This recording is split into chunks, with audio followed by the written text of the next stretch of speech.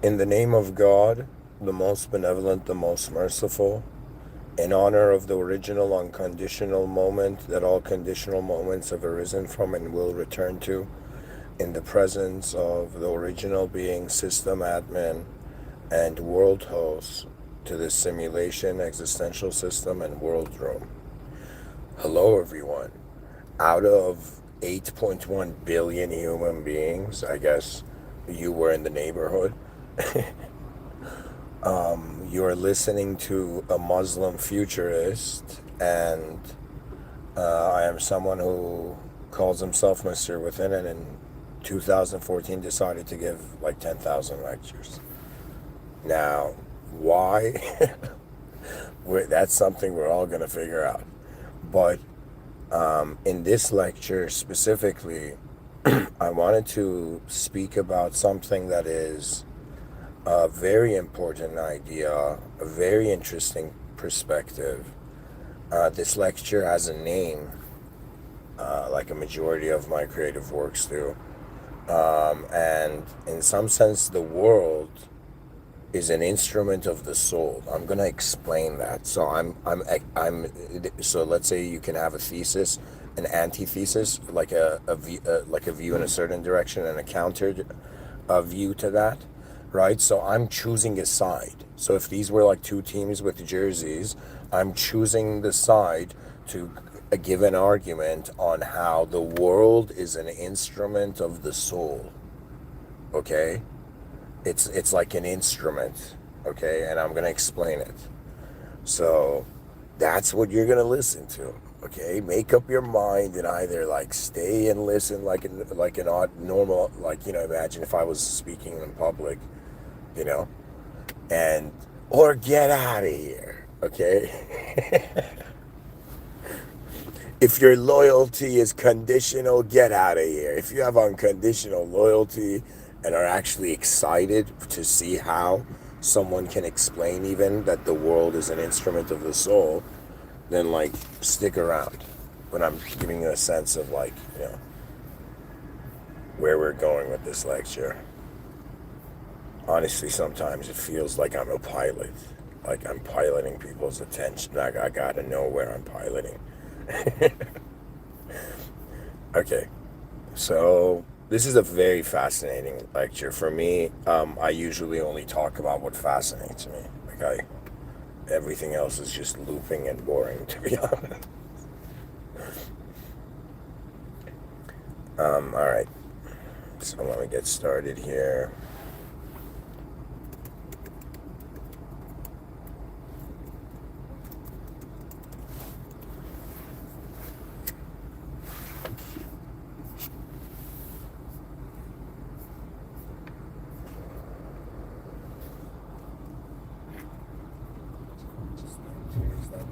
Oh, what's going on?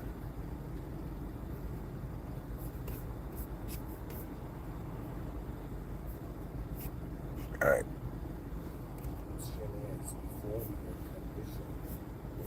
Wait, where am I? Where is my other talk coming from? Hold on, there it is. Okay.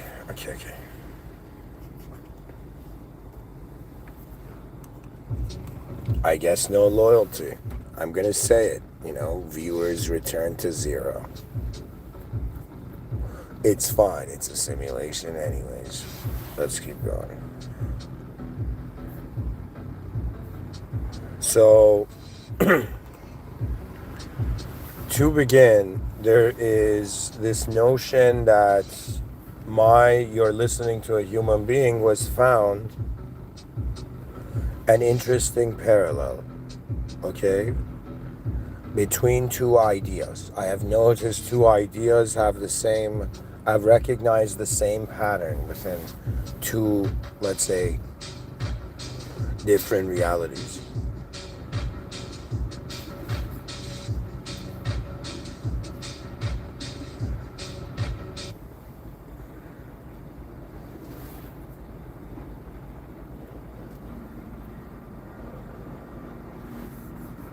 Alright, we gotta go old school, man. gotta go and play some old school tracks.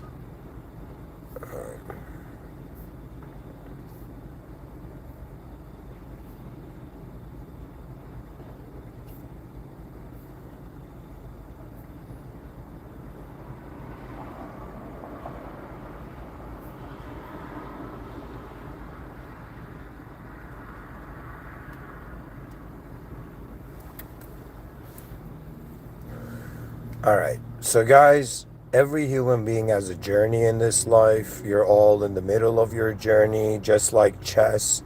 There's an early game, middle game, and an end game. We are humans. The human is has a very specific story to it. It is not something complex to figure out once. And most games you succeed in are games where you understand how to position yourself in. Right? So, how human beings position themselves in the realm suggests what kind of version of the world they get access to. You know, it's not a matter of you did this, it was wrong because it brought chaos to reality. No, the moment chaos was brought to reality, you entered a world of chaos. We have to wonder about a new modern time. And guys, let me tell you something. There's something so weird about normality that the future generations are going to laugh. You know, they're going to laugh at the fact that we've thought 8.1 billion different DNAs. It was normal for all of them, wanted to dress the same, be the same, feel the same, think the same. That's weird to me.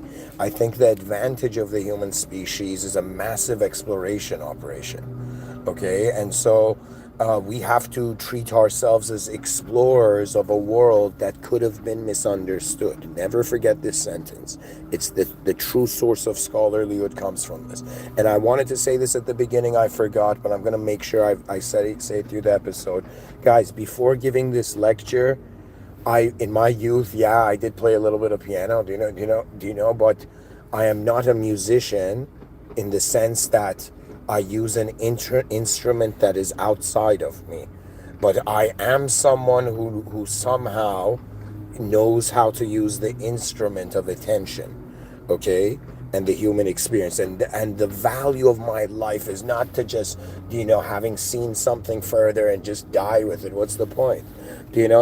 I realized very early on, it's like, sure, dude, you lived and you died, but what was the value of the experience? What carried on and advanced the legacy of humanity? There's a greater game. All of you are trapped in your civilization 1.0 is trapped in its small game of what is my story.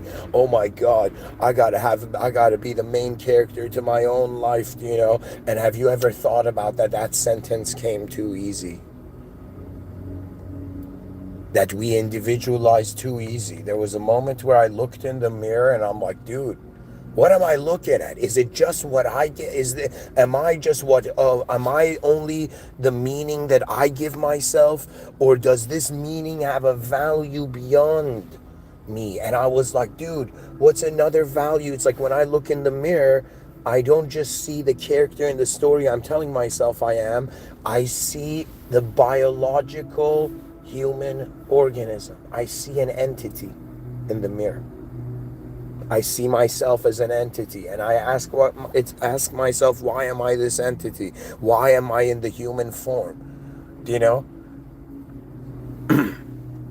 If life was a mission and afterwards they're like, why didn't you complete your mission? You're like, I didn't get the briefing. They're like, you didn't look in the mirror?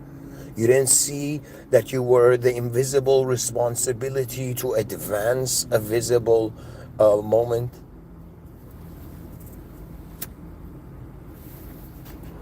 I'm being abstract here, but anyways.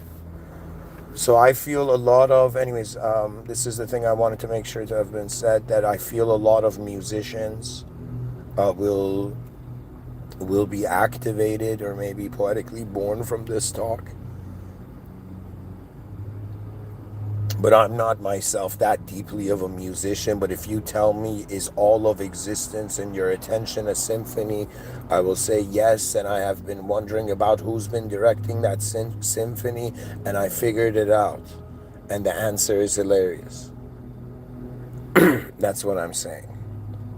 So, in regards to an instrument, so everybody knows, like, all right, man, the pianist, its instrument is the piano, you know. And we got to consider this fact that in certain literature around the world in ancient times, there was this idea that back in the day they spoke in verse. For us human beings, like if somebody was like Mr. Within, show us someone other than you who speaks in verse, I'd be like, go look at Muhammad Ali, like the boxer, right? And go look at his interviews on like late night shows and whatnot, and you will see that guy was aligned to a greater rhythm in life. To me, he would have, if he had just written philosophy books, he'd be greater, but he had understood the sort of ultimate perspective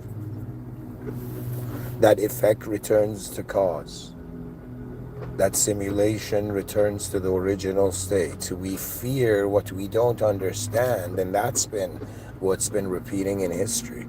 But we started from the unknown. The game is way more, the situation is way deeper.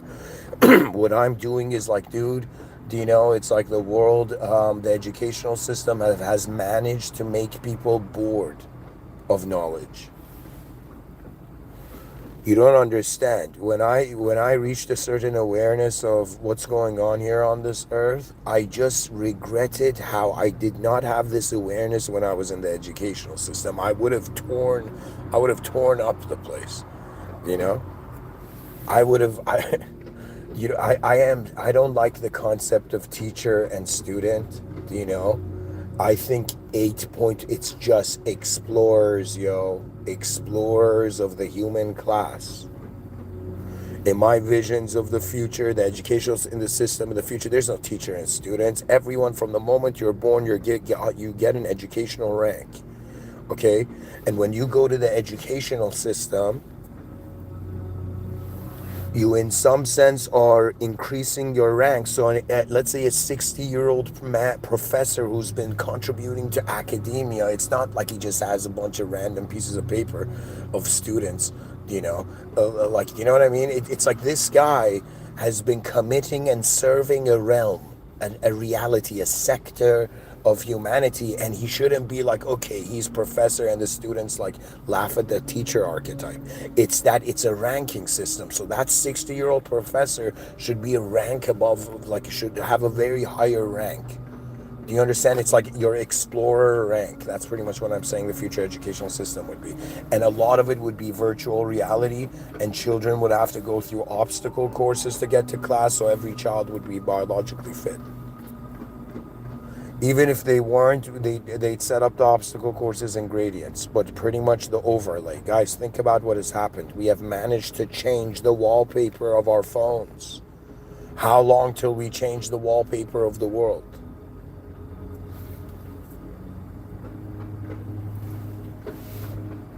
Anyways, I am so glad I got a cappuccino before this lecture. Like, my God. You're asking me to explain to you guys how, like, I experience my mind as a film, but through the context of music. And I'm like, bruh, what do I say? What do I say? But I gotta paint the context. So the context is this. Back in the day, they spoke in verse, yo. That means they were rhythmic. That means you can even say if they spoke in verse, they also moved in dance. You understand? Like all those people doing parkour, all those athletes going into flow states. Do you know there was a school of like in regards to battle and in regards to war and in regards to fighting in the battlefield? You know, there were schools of philosophy, schools of thought where they were like, you reach a level of mastery where you're not on a battlefield anymore. It's like you're walking in a garden. You have no need to fight. You have no need to destroy. You're just witnessing how the moment already knows itself. You see, we limit knowledge to the human archetype. Every human being that knows everything about this world, you're in a humanized sector. You don't realize there's dehumanized sectors. They're just chilling there. And everything other than the human state maintained is dehumanized. The fascinating thing about the notion that this world has a system admin is that that system admin is beyond the conditions of the system. Do you know what it is? Do you know that scene from Rick and Morty, or like that machine that came to life? It's like anything, dude. Anything can come to life and be like, dude, why am I this thing? That's what consciousness asks. We're pretty much experiencing what happens when objects and when a subject becomes alive and identifies as a subject. Welcome to the chat section, guys. Good morning.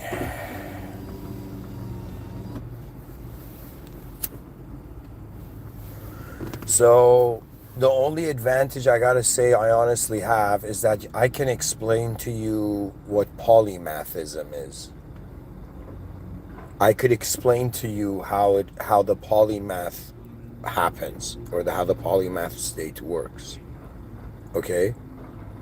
And that's my ability, because I am, let me tell you one thing, I strangely had a quality since my childhood, and it was endless endurance. And let me tell you why. It was the endurance of a fool until I became a bit wiser. Do you understand? That means there was something about me that just had understood, had made this simple calculation, that if you don't stop the force will have an effect. So if I keep doing something, logically there will come a moment where I will suddenly access that. Let's say, I'll give you an example. Imagine there's always a genius moment, genius angle to every moment hidden, right? And so it's like you keep doing something until you find that angle. And once you find that angle, like a key in a door, the skill unlocks. Okay? But you have to keep trying different angles until you suddenly see where the ability is. I wanted to be a soccer player. No, when I was a kid, I didn't want to be. I had no thoughts of like, okay, I'm gonna be like kicking ideas around, you know. Rabonaing, you know, like Civilization 1.0, outdated ideology. Like, I'm just.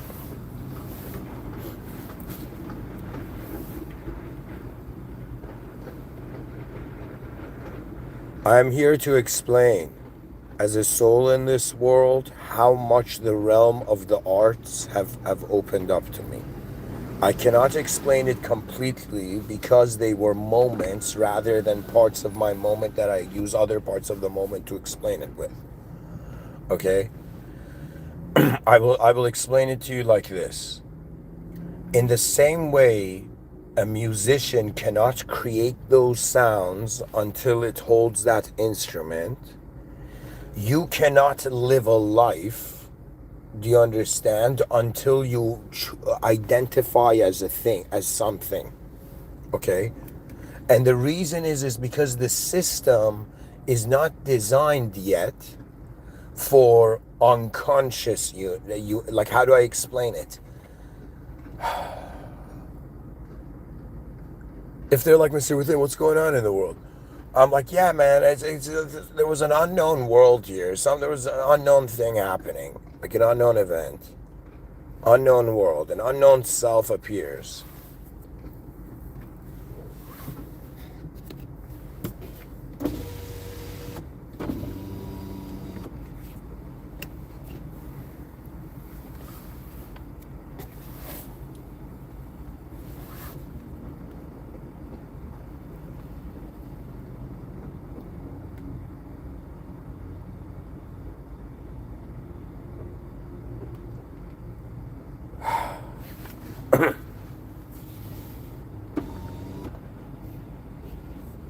You know, the human species civilization is a story of how we told a joke to ourselves and we laughed too long at it.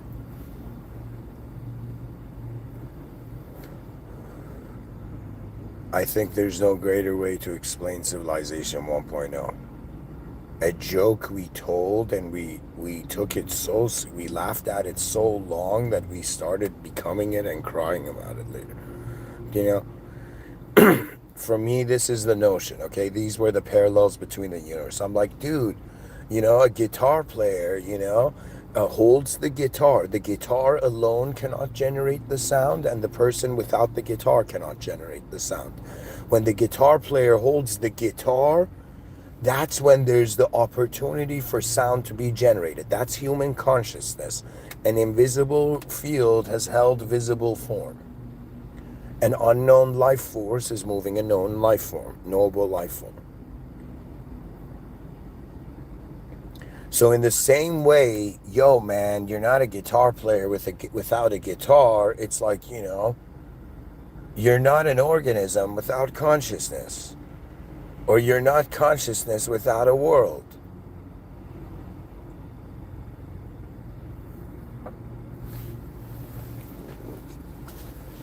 I feel like these talks of mine are going to be like roller coaster rides for like academics. They're going to be like, oh my God, he's bringing the soul into this. Like they're gonna freak out. And I'm gonna be like, you just stripped away personality from energy and you thought you were slick by hiding the soul that way. If energy was alive, that's the definition of the soul. Can't be created or destroyed, but changes from form to form. And consciousness is like whether you want your life, like what resolution do you want your life to have? You know, like the most important question that the modern generations have to ask, and even android children in the far future have to ask, is what kind of resolution do I have to my life? Do I want a higher resolution life?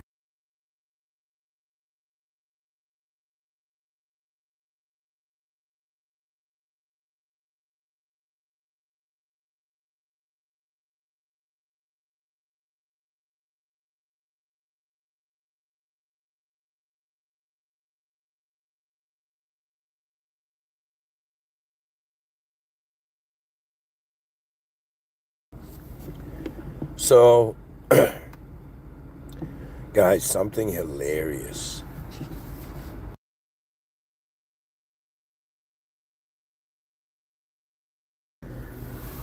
Guys, I'm gonna tell you something I've never shared, but it exists. I think in 2010, maybe earlier, I don't know, or 2011, I don't know. I had this piano and I would improvise on it. And if you really want to go see how bad I am at the piano, go on SoundCloud and search for this channel called Fingers from Andromeda. And you'll go see the weird songs like I improvised on the piano when I was young, like younger.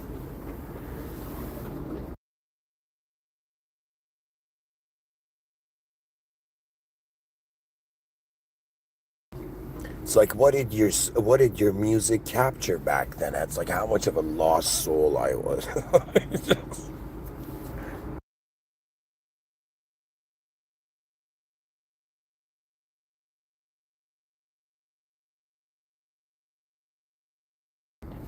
To me, every day we live, every other, like every day that adds to the moment is like you're choosing how you layer another moment over all your moments, you know?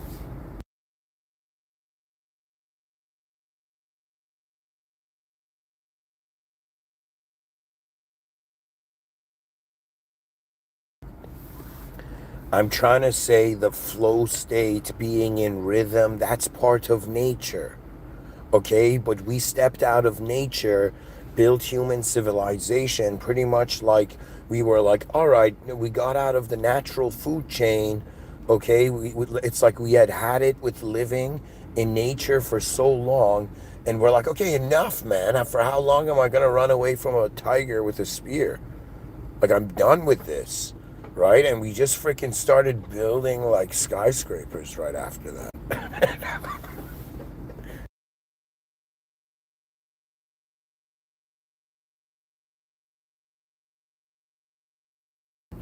Like, this is a sentence you'll never hear. When the cavemen started building skyscrapers.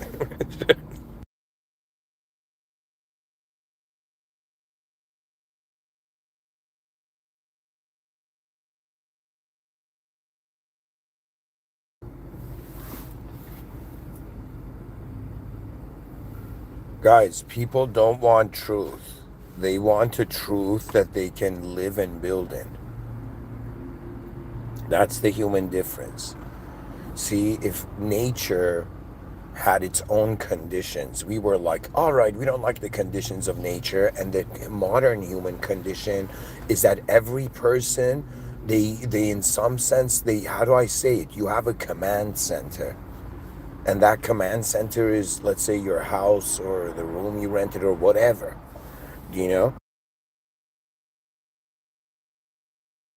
What's funny is like a person's house, inside the house is like their inner realms. It's adjusted based on the freedom of their inner realms. But the outside of their house is what the outer realms built.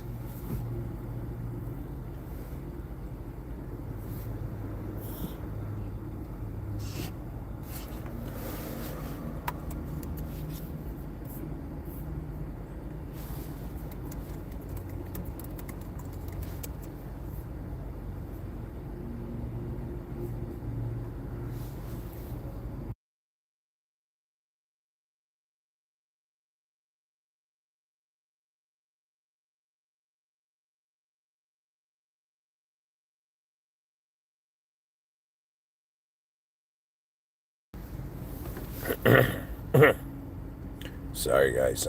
So guys, um,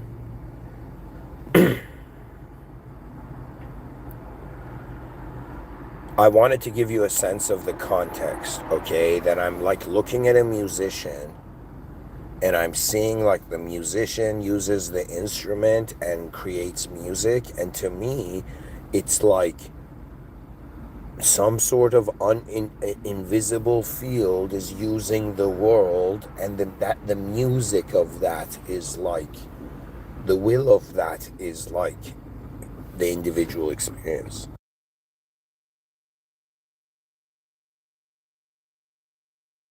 Or there's even an earlier gradient, like a simpler version, I could say it, that it's kind of like the world is an instrument, and the soul, this unknown viewer that is instantaneously present, and the instantaneous can't be measured, and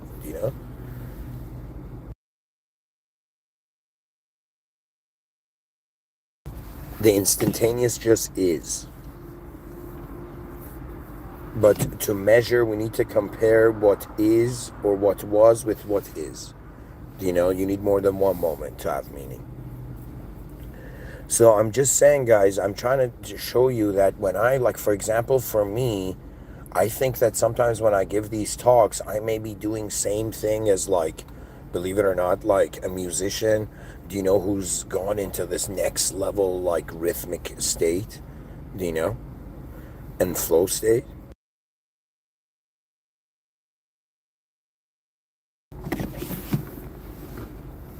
Like, to me personally, there is a rock and roll vibe to, like, wondering about how much further reality has the potential of, but is avoiding for, because the past is making itself more important than the future.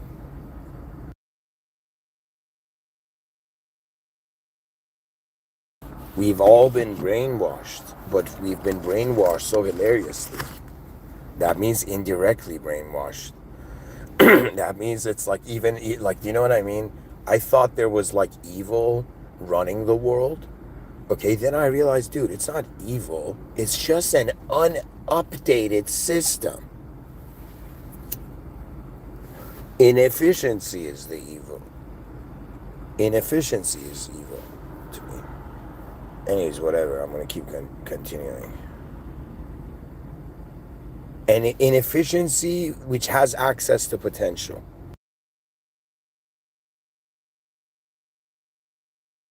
That, I mean, in my talks, I'm like, yo, man, if only.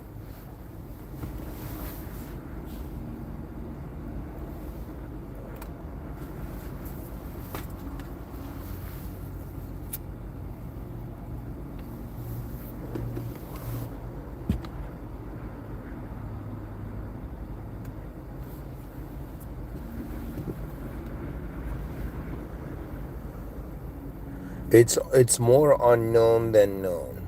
Okay. I'm inside a system that is more unknown. Like, let's say, 10% of it is known, 90% of it is unknown. And so to me, the 10% has established an identity, like we as an intelligent being establish an identity, the 10% of the world that we know, that is the known observable reality. And that 10%, just for the sake of speech, is like, it's made the unknown its purpose. It's made the 90% its purpose. But it's going to realize that 90% is accessible through an unknown state, not a specific known state.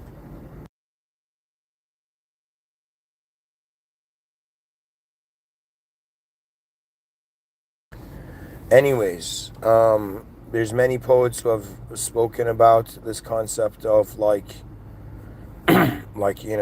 reality being instrumented by also the soul to some degree, not all of it.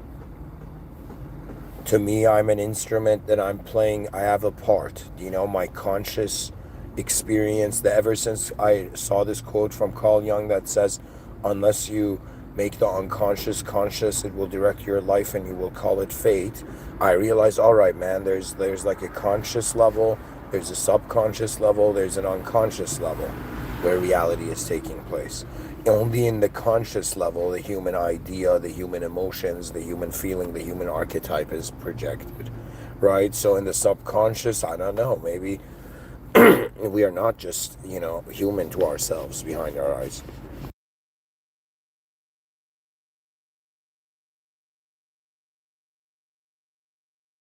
And maybe we are a field of intelligence. That means we think that we're individual just because our body is. That's the argument. Okay? But if you really look at what the body is just out of all the atoms in existence, just a weirdly act behaving organized atoms. They're like atoms possessed by a program. Everything is like a program here.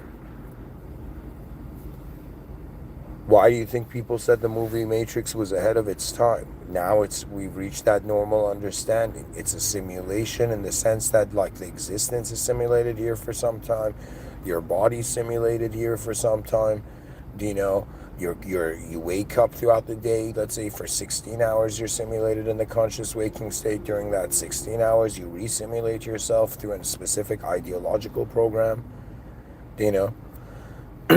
And so on some level, you look at the body and you're like, dude, this is the same atoms as everything else, like before me. Do you know what I mean? It's the same stardust, right? And so we assign memories not to the particles, but to, in some sense, the particles have intelligent particles moving inside them, but we don't assign memory to them or any sort of intelligence. It's weird. Science has managed to make movement non-intelligent, okay, and then the context of intelligence is completely gone from there. That means you don't understand, when you break something, it is not the same.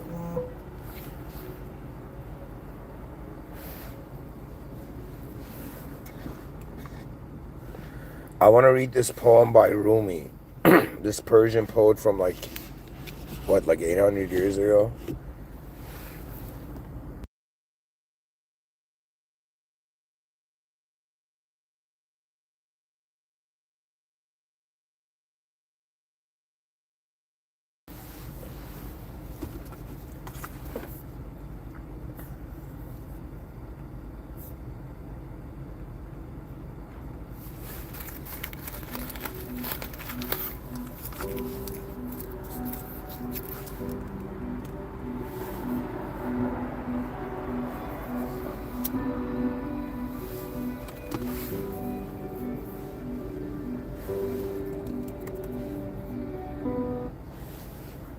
All right, let's read this Rumi quote.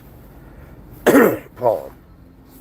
The poem is called Where Everything is Music.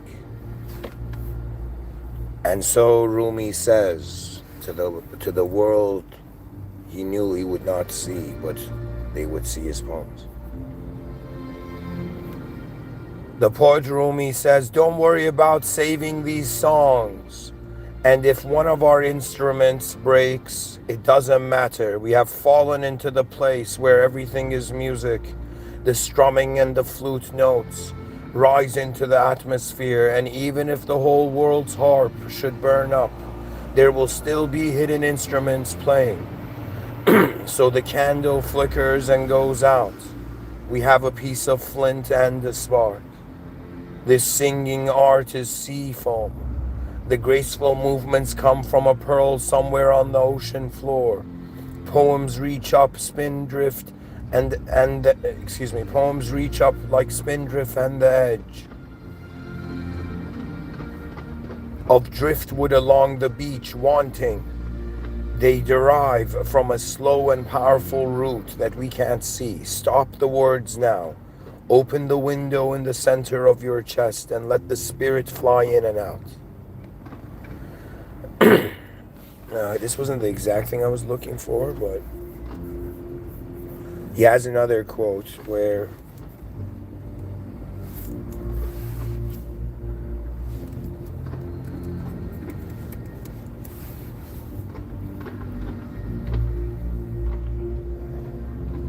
there we go. Here, I found something. It says, Rumi says, do you think I know what I am doing? That for a moment or even half a moment, I know what verse will come from my mouth. I am no more than a pen in a writer's hand, no more than a ball smacked around by a polo stick. Okay, that's not what I was looking for, man. There's a quote where he compares himself to like a flute or something.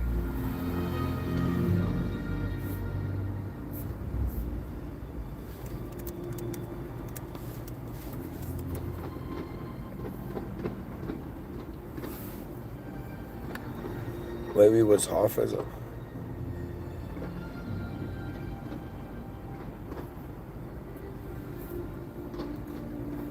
Guys, let me just simplify this, okay? You know how you suddenly realize something that was there you hadn't noticed? Like, you know that feeling? Like there was something there, you just hadn't seen it, or there was like, I don't know, like a gas station near your house you didn't know about. You know what I mean? So just like unlocking suddenly a new part of like the video game experience of life, like a new part of the map, it's similar to that what these sages from long ago discovered. That they discovered there were different rooms where the context was different, so the concept was allowed to happen. You know, I was very fascinated because it was very strange. Before 2023, I was identifying, like I felt I was the reincarnation of like Rishi Vyasa, who had come back to like, I don't know, give 10,000 talks or something, you know? And at the same time I also had this view that in my future self was living a life as some sort of Andromedan general with an armada or something. Like I had this sort of playful context to my reality, but the moment I realized, it's as if your soul is mature enough to notice what is there more than the meaning you create to the moment or you give to the moment. So I began to understand, all right, man, what's really cool to do something in a way that it was meant. I don't know how to explain it. It's like some moments, they don't feel new or familiar. They just feel like they had to happen, Anyways, I can't find the Rumi quote, or maybe it wasn't from Rumi, but it was this, I think it was 100% from Rumi, but I can't find the quote. And the quote was saying something like, dude, I'm an instrument for the divine will, and it's kind of like when I stop being a specific ego to myself, right? I allow the moment to also be moment. My grace is not limited to just a conditional humanized way that I think grace means, oh yeah, I did these actions, I'm graceful. No, it is a matter of realizing your presence, just sitting still and silent and being like, yo man, if I get rid of the perversion of culture and every story that kind of haunts man out of his true nature, we have to in some sense realize it goes far beyond all our feelings that are based on human stories.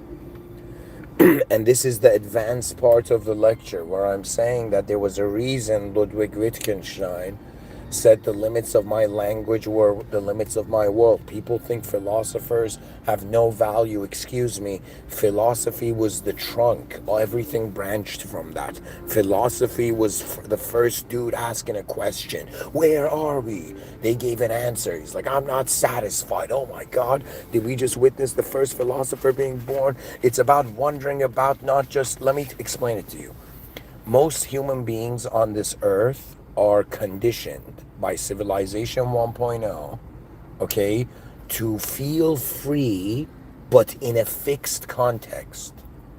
That's the thing. You're like a free concept. Oh yeah, man. You have complete freedom. You have complete freedom. Go be this concept.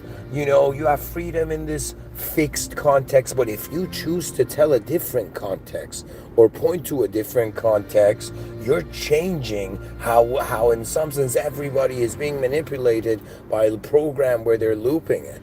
You know what I mean? Like, I'm like, dude, evil people, at least why loop the species?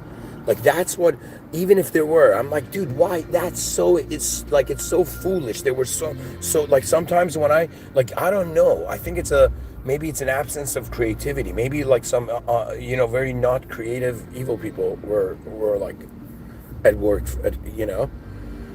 got here before everyone else. And you know what I'm saying? It's not a matter of like, okay, man, it's like, what did they do? I'm saying, dude, what as someone, imagine like you were a time traveler, you arrived here, and a bunch of conspiracy theorists are like, dude, evil's ruling the world, and the time traveler's like, man, you guys don't know anything. Like, it's like, what are you guys freaking about?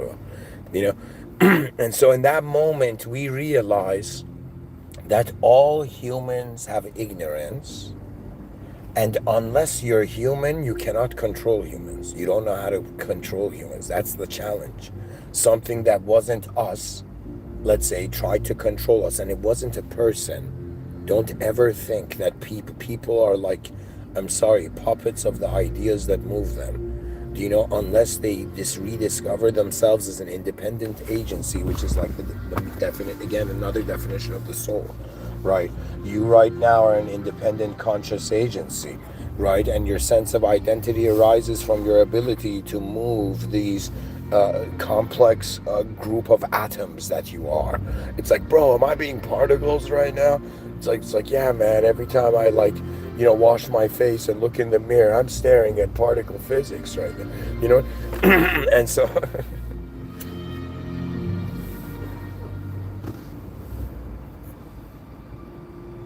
And all knowledge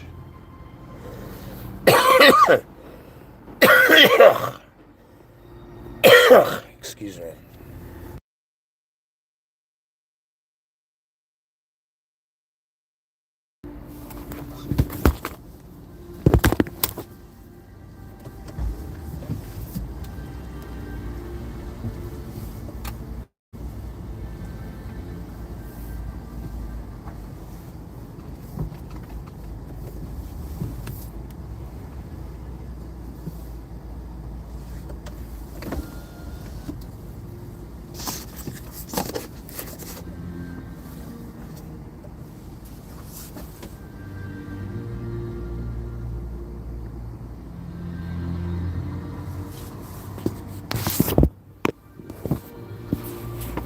Sorry guys, I was relocating the car. The sun was hitting me, and I was like,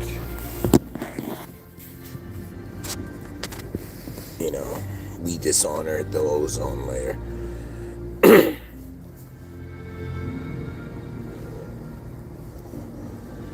So anyways guys, where I'm going with this is I'm trying to tell you that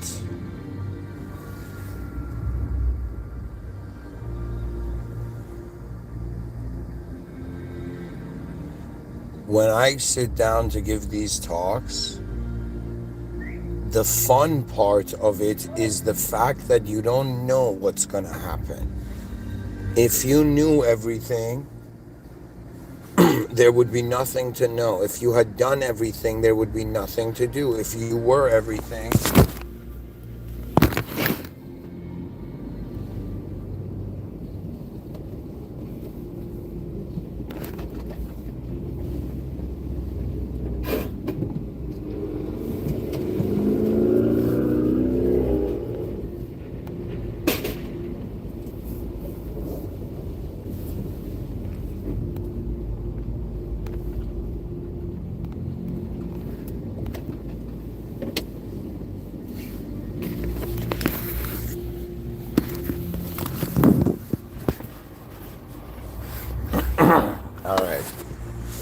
Continue.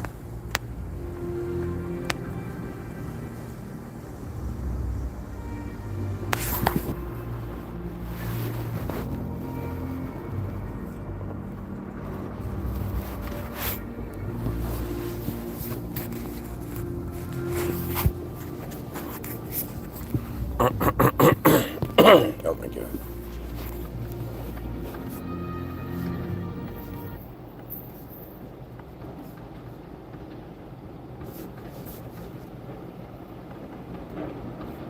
All right. This is the song. Okay. What can I say? And how do I position my phone so the sun doesn't hit it? Oh, there we go. So, folks, you are listening to someone who's a Muslim futurist. You know what that means? That means after 2023, when I realized there's a higher power, I realized there's a higher orchestra conductor to everything. And man is like a conductor, but you control the symphony of every atom, every cell, your body, at least to some degree. Right, that means, but like when I raise my hand, all the cells are like, dude, we're like in the concert right now. You know, so on some level, what I'm trying to say poetically is that everything that first arises in this world, confused, bewildered, and beastly, begins to understand that its relationship with the unknown really had to do with its relationship with itself. And if it can find freedom on a conceptual level, that means if you had freedom to hop from concept to concept throughout your life, now you have to just realize you can, the context doesn't have to be fixed. They didn't realize that by overloading us with information, they also freed us. They freed us with realizing that nobody knows what they're doing, and they're all doing something that only has a meaning starting from their own inner realms. So really the species is clueless in what appears to the void, but upon further examination was the will of the stars. That means will of the stars, that means the will that moved the stars. You see, everything has a rhythm. That's the difference. You've been conditioned as a noun, and you fear the destiny of a noun. But it was an unknown verb. It's very unconditional. Behind your eyes, if you even ask me right now, Mr. Within, where do thoughts come from? It's like, first of all, stop calling them thoughts. And second of all ideas are already there. They're in the field. The field's choice is the will of the divine command that is set to it. Many of us don't realize we're still distracted by the human organism, and we have not found our peace with our own existence yet. But that peace does not come from the human context. You have to go further. And when you go further, you start asking questions like, yo, where was I born in? That's like an easy question.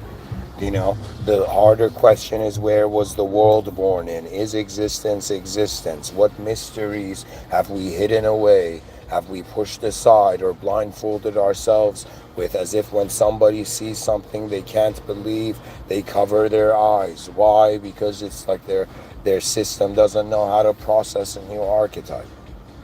But in some sense, I ask myself, what is really at the core of human intelligence?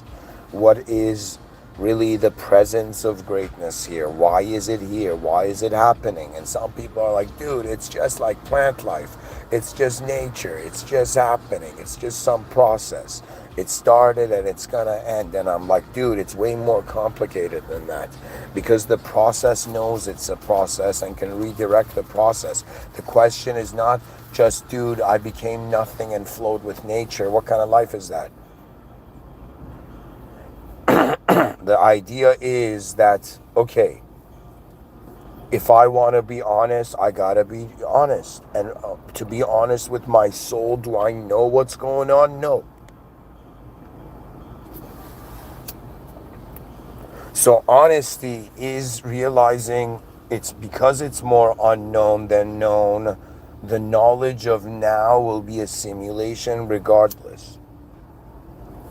So we are like in like this simulated world. There are these simulated selves that are simulating specific meanings, and those specific meanings, find themselves in the presence of being able to notice how they're generating meaning. Like my relationship with my inner realms, if somebody, this is a question nobody has ever asked, but if they had, I'd be impressed.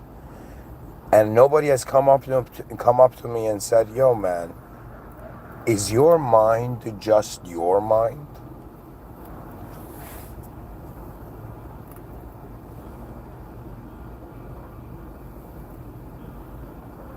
That question is so profound, because the mind is a concept that has arose from the human sector. But before the human idea began, in some sense, just like a religion, the human idea is trying to convert all of the dehumanized unknown into human meaning. Do you understand? We're trying to fit the cosmos in the box of words that we can share. The mystery is far greater.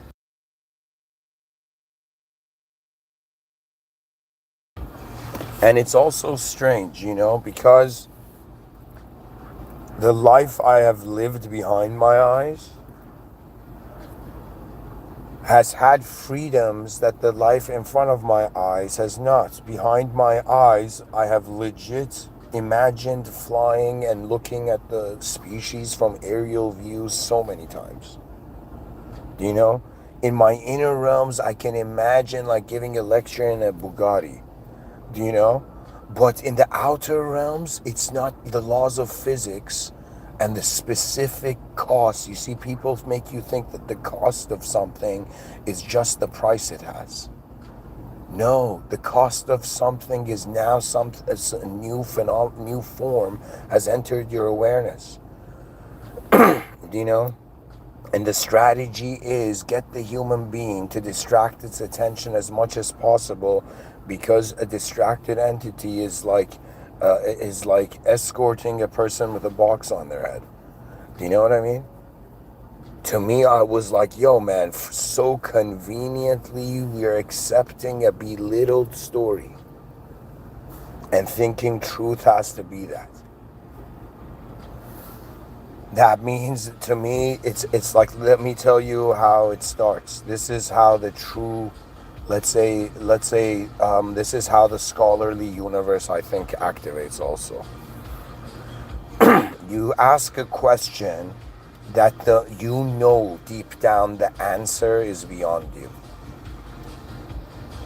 And then your life, everything in life starts glowing. You realize you have just been experiencing and enjoying the known aspects of life. If something you knew, you thought it was good. Then you suddenly realize, no, these are various subjective interpretive models overlaid on objectivity, just so we can humanize it to how the human idea deep down is an ideological, it's an idea, it's an algorithm. It's like, yo, if you look like this, and you have this kind of genetics, and you do this, and you have, let's say, this kind of consciousness, all right, you're human. So to be human is like a specific code, right? And it's like the codes only see their own specific universes. The incredible thing about the world is that it's like the invisible. If there was an invisible being here, and there was a visible being, we think that the invisible being would only have access to the visible world, because atheists try to do metaphysics. It's different than that. In various ancient wisdom traditions, there is the discussion of realms. For me, as a Muslim in the Islamic universe, there's Alam al-Arwah, the realm of souls, where before every soul was born on earth, they had a rank there, and souls of the same rank got along in the world, and some souls were outranked or overranked for where they were positioned. And some souls, they started at a high rank, and then you fell into ignorance, and their will was weakened, and so in some sense their rank descended. Do you know? Pretty much, I don't know if I ever gave a lecture, but there was a title that was like, the ego can, I think I gave a lecture, that the ego can turn your heart into stone. That heart into stone is one of the worst punishments, let's say, for a religious person on earth. Okay, at least for me, I'll explain it to you as as the way I have accessed Islam, and I am not an Arab, and I recommend go listen to Arabs speaking about Islam, whoever wants to know. I am just someone who somehow, if Islam was a mountain, everybody was going to the same peak. I was like completely just going in a different route, and from another like random. My story towards Islam is very, very different. You know, but it is something that in 2023 I just noticed that there is a system admin, and I started to realize, why have I cared to have a relationship with just people, with just objects and subjects, with, let's say, like entities or moderators or whatever, right? And at that point I thought the moderators were the system admin, right? I had that naivety to kind of awaken from. But then I realized there is a system admin. Okay, and to me, that system admin is like imagine some object somewhere becoming aware, thinking it's a specific subject, then realizing the complexity of how the whole thing is happening is far beyond only one element in the system defining the whole system. Okay, and what you see on Earth is very hilarious. You are seeing elements in the system, or I'll simplify it. Think of what human civilization is: 8.1 billion human elements, and their expression, their behavior, their interdependence, their cooperation will suggest the quality that the whole system experiences. Human beings have an incredible awareness to the sequencing of form. There's a genius to our species. Through the secular lens, they're like the prefrontal cortex did it. You know, from a religious perspective, it was, how do I say it? As if like the birth of man it was as if like when the soul started living in the human body. Okay? Now, I said something about polymathism, and I said something about like, how do you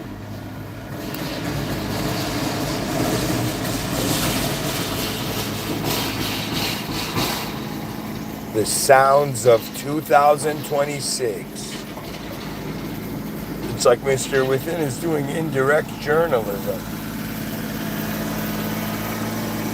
He's doing indirect time traveler level journalism.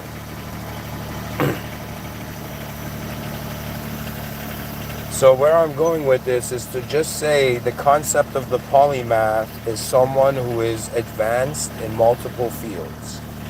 They're not just advanced in one. I can explain some sort of inner explanation how that happens. Okay? The other angle is just like how we trust our body and we don't think about it. You just walk without thinking about it, right? Your heart beats without you thinking about it. A part of being human is to also witness the involuntary occurrence of reality, right? And truth is a matter of what sort of agency do we ascribe, or can we even ascribe an agency from where we are, and what is the true depths of the surface of this ocean, which is this world.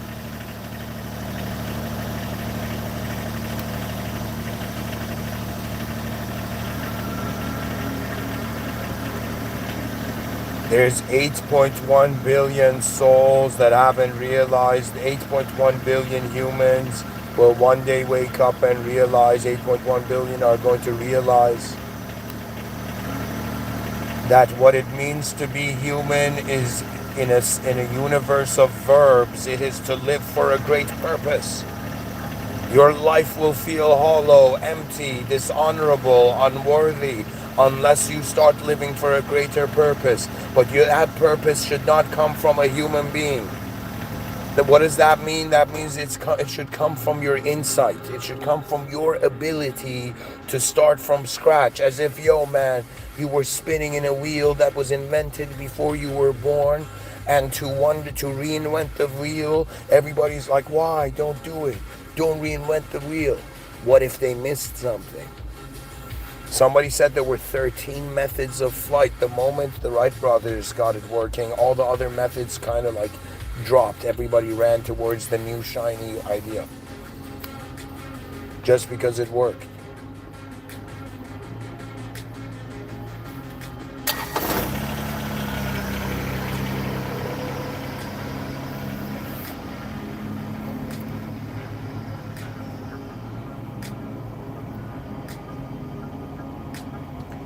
So to be a polymath is to have the fascination, to be fascinated. That's the way I accessed it. There was something too unknown, not just a little unknown. It wasn't like, okay, this is like normal, I don't know. This is like beyond normal, I don't know. Level of a moment, and so I asked myself the question, why this? What is so important? And then I realized my brain cannot possibly fathom all the value that all the moments in existence have. And I can narrow it down and I could just stamp a story on it, but it doesn't, it doesn't fulfill. It doesn't satisfy. The world is too unknown, too big. We're too small, too temporary. Why? Why is there energy here for some time that can direct itself in a certain way, but everything's being directed beyond its will? Like, we give ourselves too much credit. Do you know what I mean? Like, they're like, buddy, relax. You just became conscious. It's like yesterday you were an unconscious, freaking roaring animal. Now you're some civilized person, giving a civilized human, having a conversation.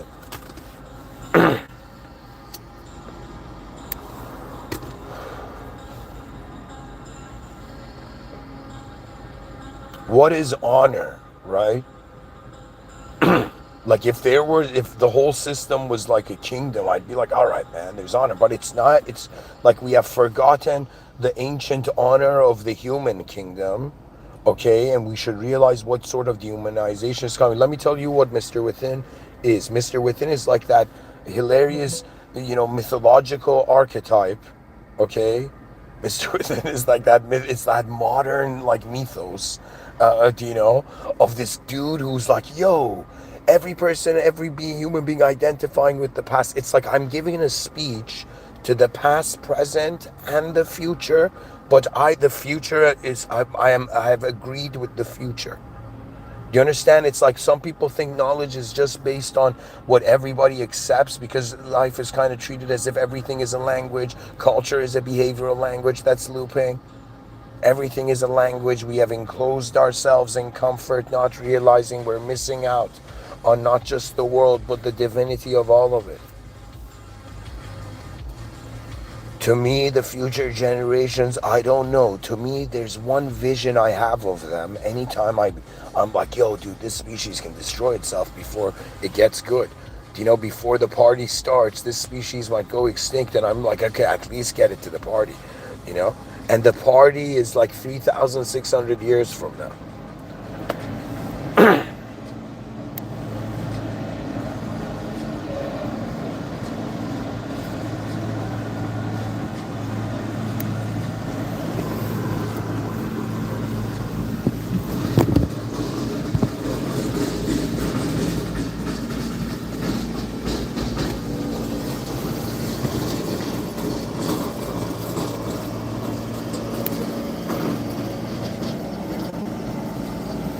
So, to me, I think this is the weird thing about modern culture, guys.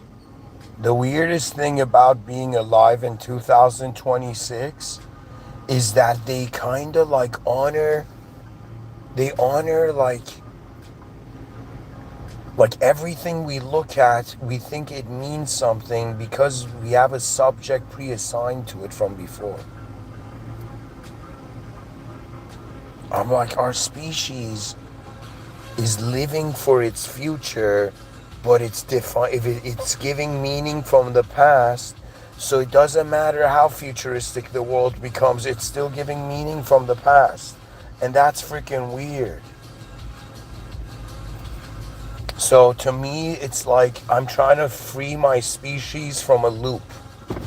And I was like, okay, and I'm like, oh my god, this species crucifies truth seekers. What the F? Like, it's like you freak out at some point, right? And then I'm like, okay, I'm not a truth seeker. I'm not telling them truth. I'm just telling them, how have you tolerated this outdated model of civilization for so long? I'm 34 and I've lost my patience. How has anybody older than me tolerated this? We're looping from the past to the present. They have denied you of the future.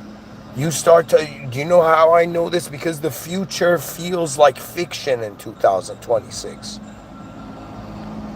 Like, I'll give you an example how hilarious it is. Somebody imagining that tomorrow they're gonna go get a cup of coffee, right? And someone imagining in the year 5025, like coffee just teleports in your stomach.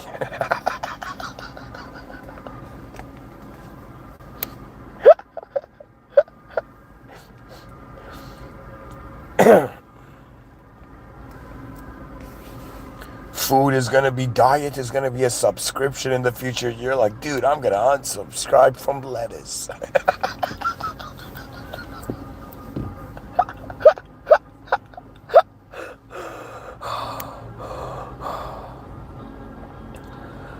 Oh man, God has protected me from, the stand-up comedy, has protected the stand-up comedy industry from me. Just, oh man, all right. Playfulness. The moment happens, we can choose to give meaning to it. Like, dude, like I can have any opinion, like like, bro, in the next 10 minutes, I'm gonna feel like I love everyone. Okay? Do you know? And imagine I just say this to myself, but I'm gonna realize, dude, I'm gonna get tired at some point and the feelings and everything starts gonna regulating automatically. And they're not, like, the closest thing is that, like, our intelligence is like the breath. It's like the DNA is getting help from oxygen, The DNA has a secret alliance with oxygen. You're like, dude, carbon is the most intelligent element, dude. And it's like, yo, Iron Man, that guy went and made an Iron Man suit for himself. Bro, when I look in the mirror, I'm already wearing a Carbon Man suit.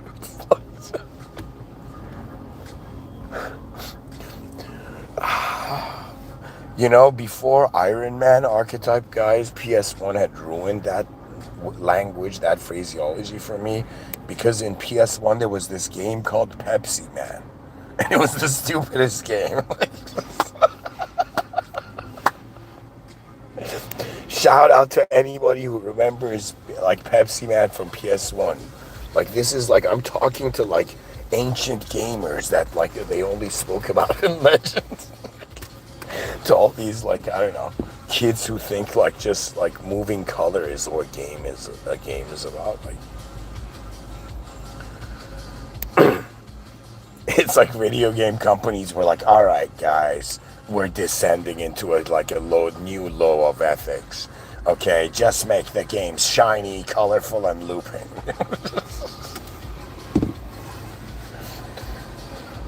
And we'll sell them color. It's like making a game black and white, and it's like, I'll sell you color in the game. It's like, get out of here, bro.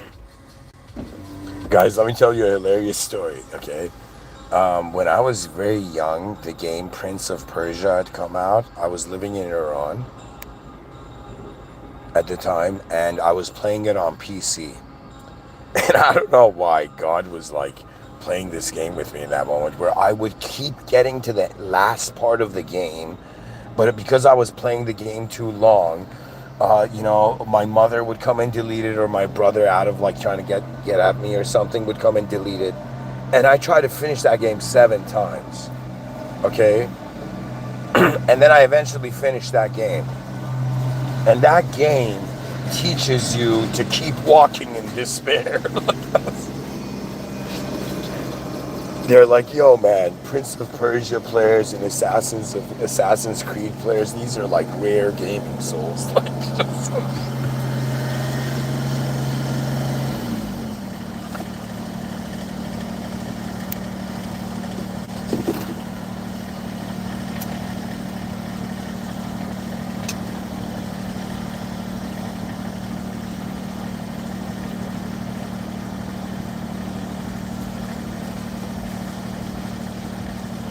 guys, Pepsi Man was this game where this dude was like brainwashing people to like, you know, like love Pepsi, and you were like this guy who was like legit, like this humanoid, like in this morph suit that was just in the logo of Pepsi, okay?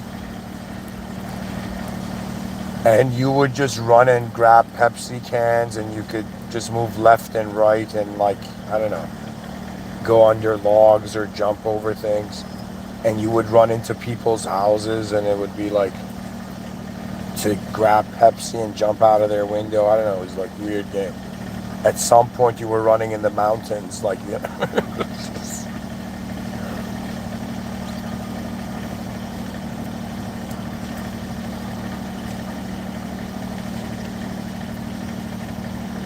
You know, just like how human beings right now, imagine like we identify with ancient culture, out like cultural programs from long ago, for example, in accordance to the ideological programs from long ago. And these ideological programs can be from outside of the system and inside the system. So in the same way, we see a reverence in the ideas that our ancestors lived through. Probably like in the future, they're gonna see a reverence in the games that we played before they became players in games, you know. There's something common about man, okay? You either are responsible for life or irresponsible. If you're irresponsible, you're running away from it. If you're responsible, you're walking towards it. When you walk towards it, you don't have fear, at least. To me, I'm like, okay, man, 8.1 billion human organisms. What's the value of life? Every civilization 1.0 is looping from the past to the present, right? And people may keep telling me, yo, man, how can you have a future without having, in some sense, like a past? And let me tell you, the issue is not having a past. I'm not saying you shouldn't have a past. I'm saying you shouldn't loop the value of the moment only from past to present. That means, I'll give you an example. I've given like around 2,600 something talks. Okay, so if you ask me, yo, man, how many talks have, yo, man, if you ask me, who are you, imagine, I can give an answer that I'm someone I'm a member of the human species that has given like 2,600 lectures, or I can say I'm a member of the human species who will give 10,000 lectures, but in my inner realms, I already have. You see, in my inner realms, it is not, because it's way more unconditional. I'll give you an example. Close your eyes right now and imagine like an apple hovering in the air more than like 10 seconds. You're gonna see, you managed to imagine an apple hovering in the air and gravity didn't act upon him. This is the power that we human beings have behind our eyes in our inner realms. It doesn't matter what condition your outer realms is. I will say it. You know, they want me to feel sorry for children around the world who are in poverty and dying. And let me tell you why I don't feel sorry for them. It is not because I am heartless. It is because I ask them, if I was there, if I was just there beside them in their suffering, I would say, who are you? What kind of soul are you?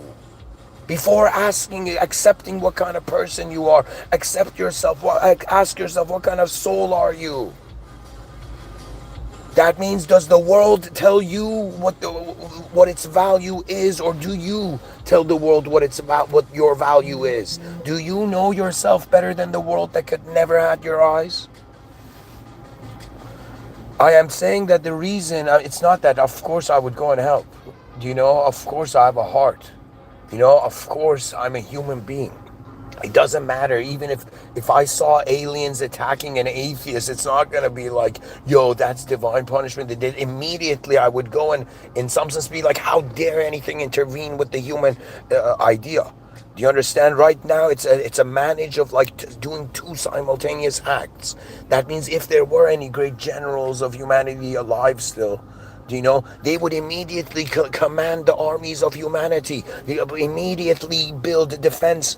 Like, how do I say it? It's kind of like defense and offense at the same time. Civilization is like a sword. You right now, if somebody's like, how do you function as a civilization 2.0 human being that is post nationalism, transnationalism?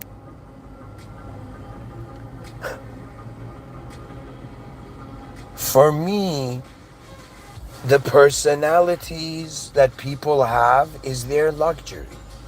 It is their joys. It is what they see in their world.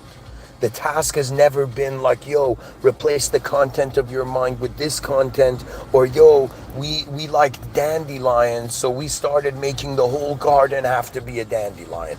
And so we wondered why the world got boring. Right? So to me it's a matter of the activation of the most advanced potential of the human species. Okay, that is the coolest game to play. I'm just being here like, dude, everybody's gonna die. Time is gonna go forward. Time is going to reconstruct, the surface of the earth, right? So, so right now, what is the point? And I ask myself, the point has to be in the same way an archer pulls a bow. Imagine. Imagine an archer pulling a bow like far back. To me, that's what the lifetime feels like. Every moment that I'm in the conscious waking day, I'm like, oh my God, I'm in the project again. I'm in this projection where the reality has to be revalued because I'm emerging from the unknown into the known again every morning.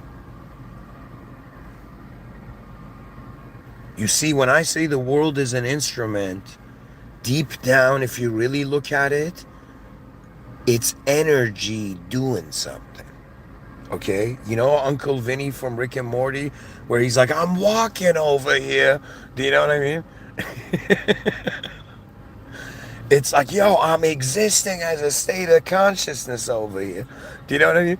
So we're existing in a conditional way, and you are this unknown experiential force, and the issue is you limit your identity to what is in your moment, but not your whole moment. So do you know what I mean? My body right now, starting from my eyes, like if somebody asked me, yo man, how do you experience life? It's like, dude, I'm like this moment. I'm not just like, it's not just like, it's like I'm looking out through two pipes, like that's just my sight, one angle. I'm accessing a 360 vibe, even though 180, like my far back I can't see, but from the edges of the 180 I could tell. But I'm like this moment, yo. I'm this awareness of a moment, okay? And within this awareness there's a body that I can move. And also, if I close my eyes, I can have references to other modes of reality. I'm not sitting here and being like, yo, man, I'm a fortune teller. I'm a time traveler. It's like, no. I am telling you, the brain has an ability to wonder about probabilities. So if we could look at an object which exists in one moment and look at it from inside that one moment through different angles, look at that object, well, guess what? The whole moment can be looked at from different angles. But some of those angles are not human. That means I remember I was looking at like this squirrel or something, and I was like, dude, how does this squirrel see human beings? If, let's say, I attached some advanced AI chip, or I gave this squirrel like an advanced AI walnut, and it went into its system, and it managed to have, like, I don't know, the sophistication of like communication with like an advanced prefrontal cortex.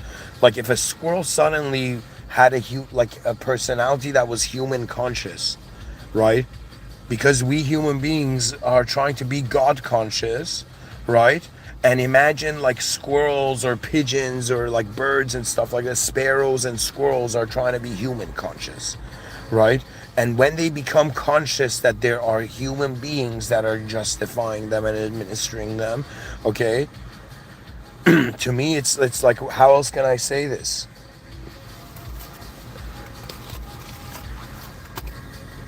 What is God is the realization that human control is limited. To be honest, from one angle, they said that what are human beings doing? They're trying to maintain a coherent self across all conditions of their lifetime. Okay, and they're doing this as a strategy to the instability, uncertainty, and changing nature of the realm, because human beings have been conditioned to try to be a specific character in a story in order to have a personality. But how can you be a specific something, specific character in a changing world?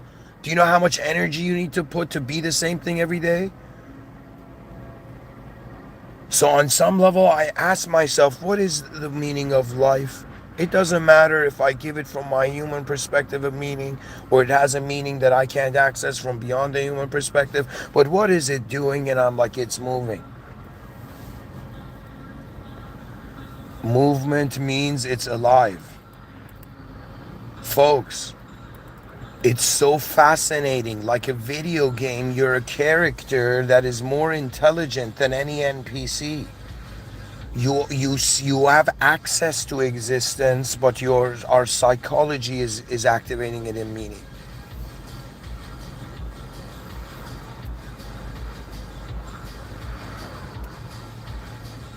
To me, I think of it this way. Today I had such a strange thought.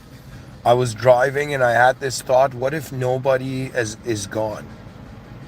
Everybody, imagine, is like crying that, yo, the person's gone and gone to heaven or hell. But in the Islamic universe, that happens after, I believe, the end of days, or I could be wrong here. Because God only knows God's will. But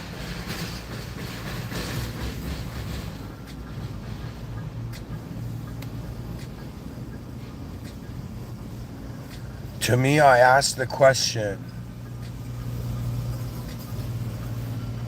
why this?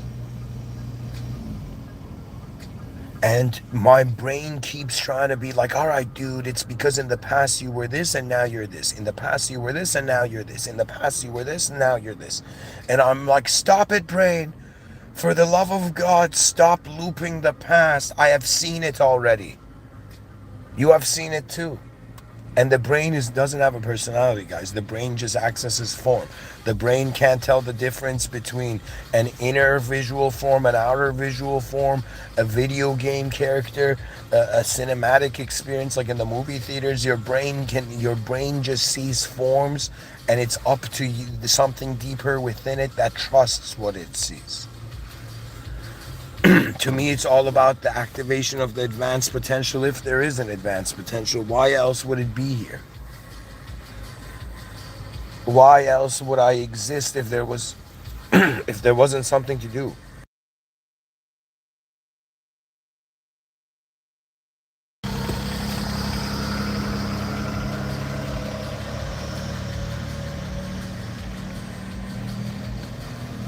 To me, I ask myself, what is freedom?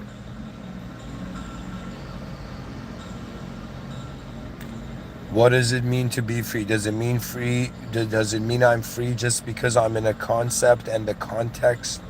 I don't care about the context. I feel free. That's not freedom. People are feeling unrealistic freedom in modern society. Freedom to me is hilarious on earth. Why? Because it's ultimate. There's two ways of understanding. In the outer realms, if you didn't have a freedom to activate your advanced potential, if we didn't get to see how awesome this could be, then what was it like? It's like we missed out on the, like, there was no point to it. But there's a potential. You know what it is like? It's like every person's mind is like how the future of the human species is telling them something. You see, to God, by definition, as God being an absolute, original, unconditional being where all conditions are adapted to it rather than we on this side adapting to the conditions as simulated beings. To me, you're telling me the greatest being in all existence created us, and we don't have a great destiny?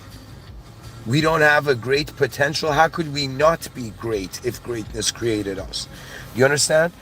And that greatness is not, usually people are like, dude, I'm living in the honor of my ancestors. And I'm like, all right, relax. I get it, but you have to ask yourself this. Your ancestors did not want you to look back. They wanted you to look forward. Trust me, go ask all your living ancestors. They'll tell you, what are you doing looking back? Go look forward. March into the future, young man or young woman. Do you know? March into the future where you will truly realize that being human is like they're giving this invisible field of this invisible part of a field of intelligence the task of like, can you be responsible for one member of a human species? Good job. Now you can enter a future where you're responsible for your whole humanity. You realize the presence of your species matters. The good and evil people, regardless of what they do, they're still humans. So we must, on some level, defend the honor of humanity, that it's a unique strategy. To me, that's all it is. Biological programs on the surface of the earth have been roaming, trying to attain immortalization. The body wants to be immortal because the body doesn't like fear, doesn't like pain. And the body considers its absence as a pain of its own meaning, a pain in its own sense of meaning.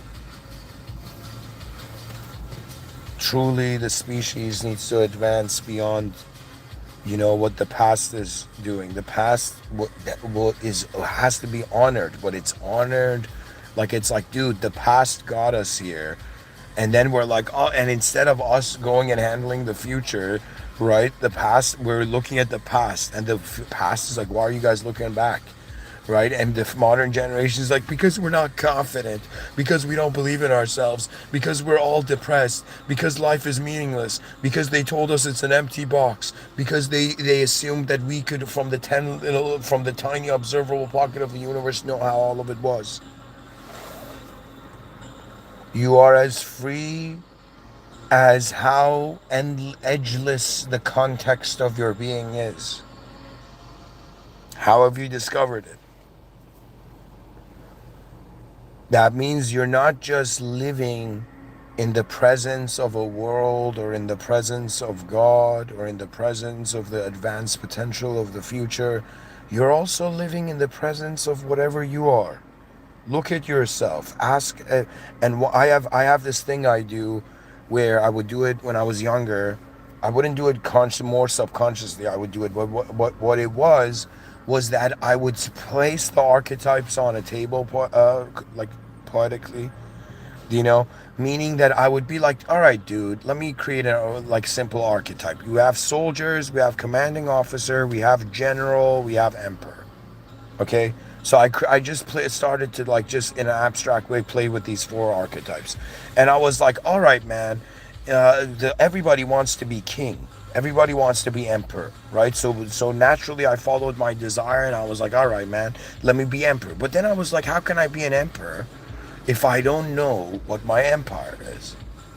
And then I realized, oh my God, the king has. That's why the Abul Qasim Ferdowsi, this great Persian poet, says in this great world-renowned literary work called.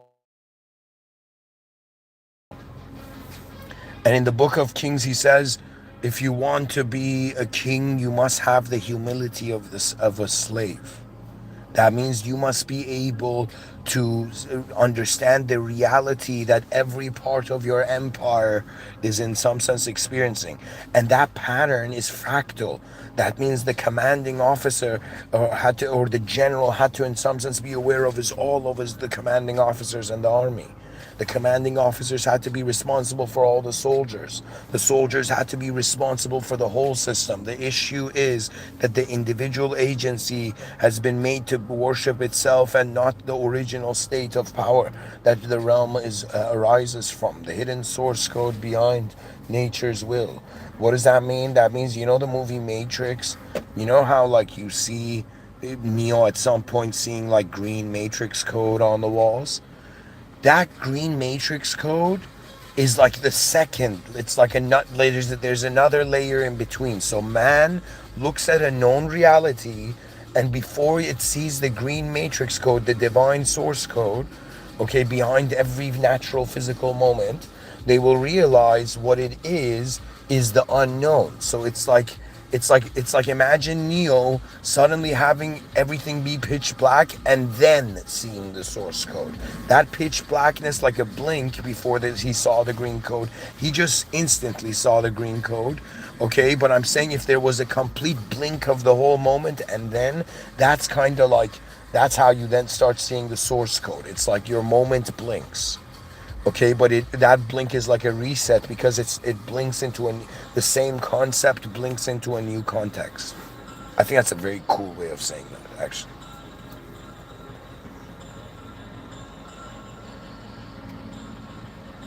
There was a very incredible scene in the show Shingeki no Kyojin. I don't remember the character, but I think it was the first, maybe like not the first, but maybe like he was one of the attack titans before Aaron's father, okay? And there's a point where he's talking to Aaron's father in the show, and he says, I don't know. He starts naming 3 kids that haven't been born yet, and he says, I don't know whose memories these are. That was one of the coolest statements I could have heard from a fictional character ever.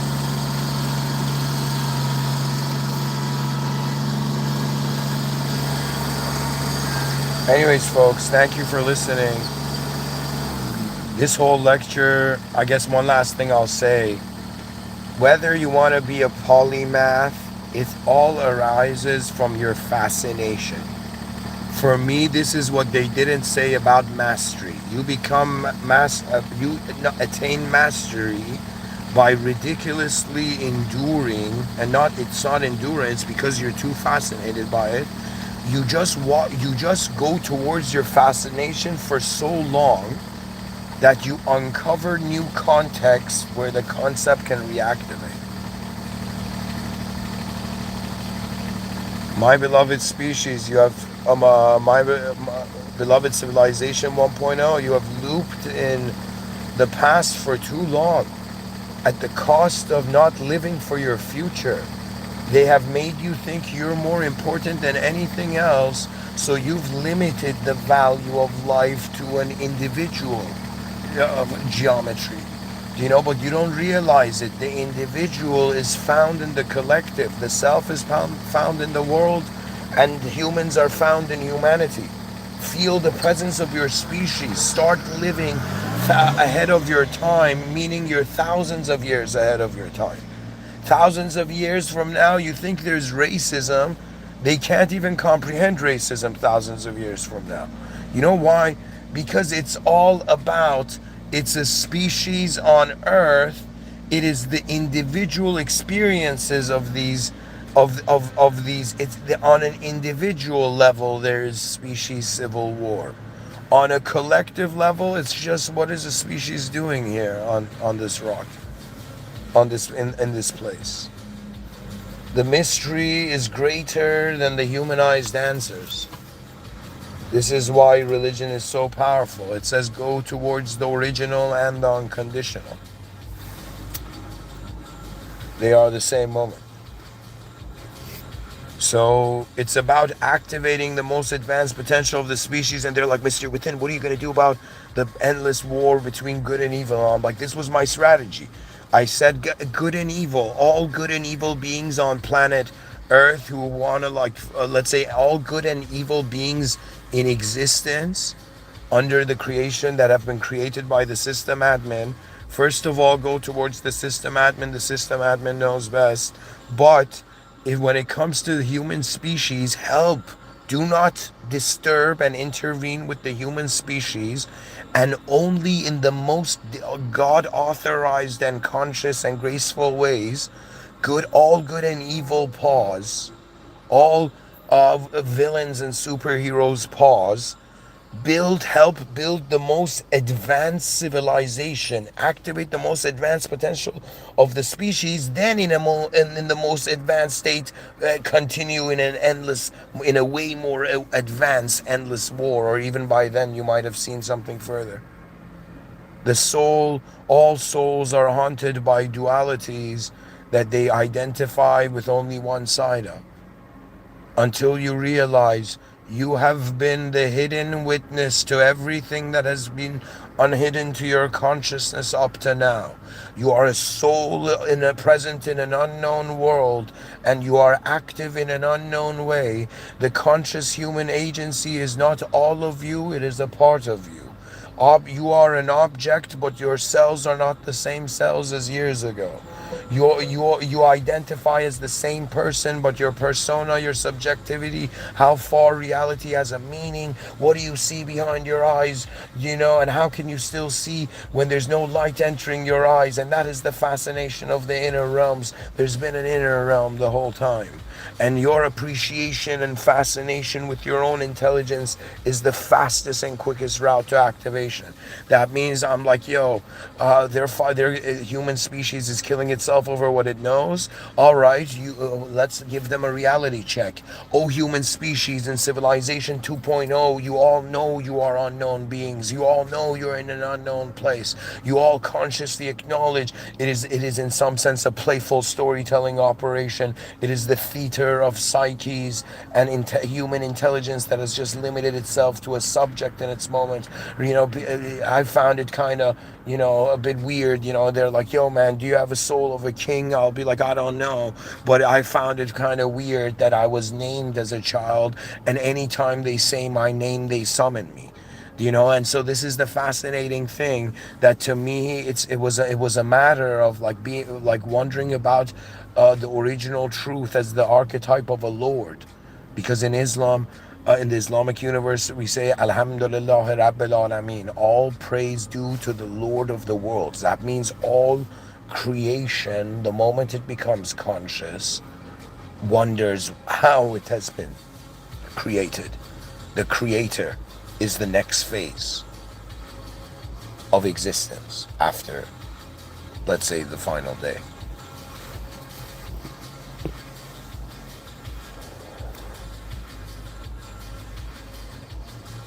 I looked in the mirror too long and I saw a species there.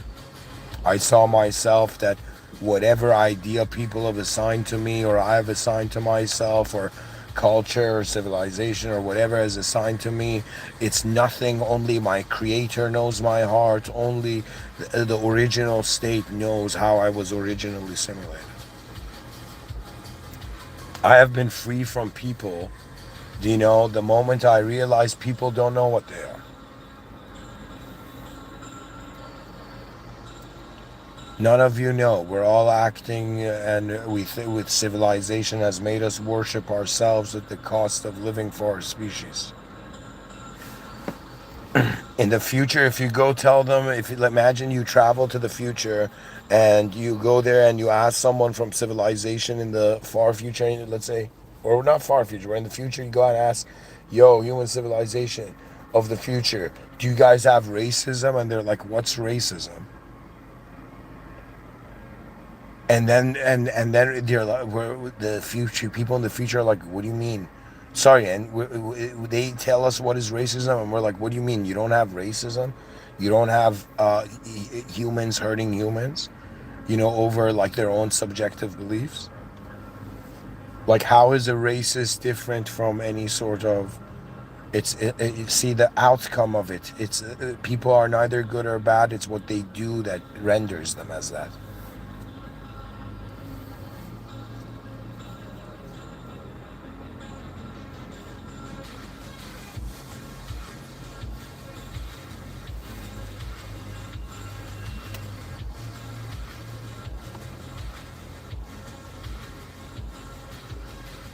So to me, it's like the real Rubik's Cube of civilization is you have 8.1 billion unknown objects in an unknown object. You have just 8.1 billion unknown selves in an unknown world that are masquerading and have been conditioned to treat the idea of them, which in their inner realms that has access to way more freer modification beyond the laws of physics. Do you understand? Human identity and personality arises from the inner realms. What else arises in the inner realm? That's where abstraction lives. Abstraction means laws of physics don't apply to it. They're like, dude, why do you watch Game of Thrones? So I'm like, dude, it's an abstraction. Do you know? You need to see like a dragon in the sky here and then to realize there's a mystery out there. Like, you know what I mean? And when I say dragon in the Persian culture, the dragon wasn't valuable, it was the phoenix. The very cool archetype. The poet Ferdowsi, sorry, not Ferdowsi, the poet Attar, it has this book, a Persian poet from a long time ago. He has this book called The Conference of the Birds. In it, he shares this idea that one day all the birds in the world flew into the sky to find this legendary myth of the great phoenix, the bird of all birds. All the birds in the world, they flew so far to find this phoenix that many of them gave up. Many of them got tired. Many of them just assumed it doesn't exist and they gave up. And only at the end of it, 30 birds remained. And these 30 birds, the moral of the story was that they realized they were the phoenix. And this is why the word phoenix in the Farsi language is Simor. 30 birds, you know, in the Persian context. So the idea of the phoenix was, in some sense, the notion, you know, people think that the Persian Empire, you know, was just advanced on a very external militaristic scale in the ancient world. And no, guys, they were advanced ethically. They were ethically advanced before programmized. Do you know? And let me tell you why. Because to them, they acknowledged a superior reality. The world wasn't an empty room. There were hidden masters to hidden realities beyond their eyes. There were greater agencies. They saw the clash of forces. The oldest religion in the world is Zoroastrianism. The great war of good and evil arises from there.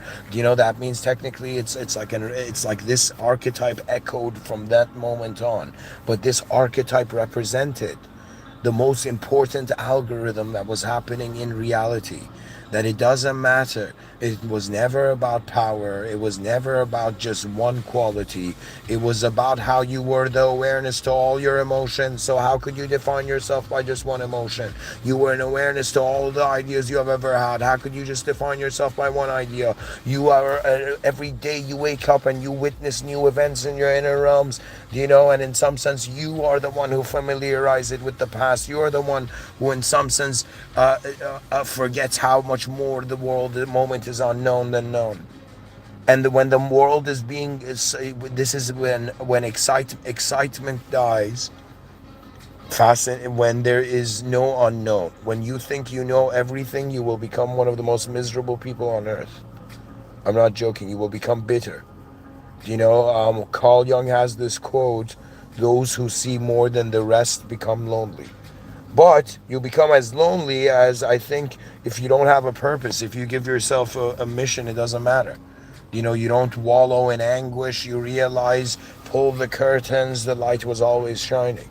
You know, that's the nature of man's advancement. Civilization 2.0 is how there was always behind our eyes a more advanced way we could have lived, and we managed to activate it. And the way the strategy is, everybody starts from first finding the advanced civilization from your world. At first, you have no clue. That means don't start ontological question first, start epistemologically. What does that mean? That means it doesn't matter who you are. you look at this world and you give it meaning.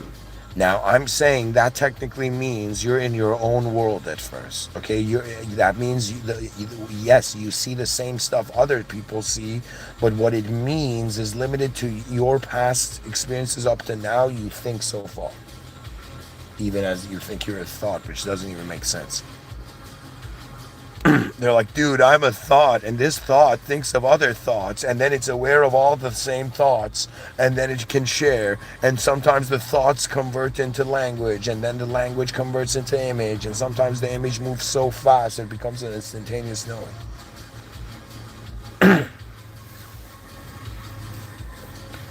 The world can be our instrument, perception can be our instrument. We can think that just because we're playing the instrument, we are the symphony, but I think it's just the opportunity of letting the world know how great it was, because it can be. I mean, who says it can't?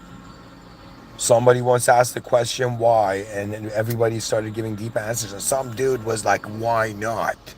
And they were like, is that you, Che Guevara? It's like, no, I'm not Che Guevara, but why not?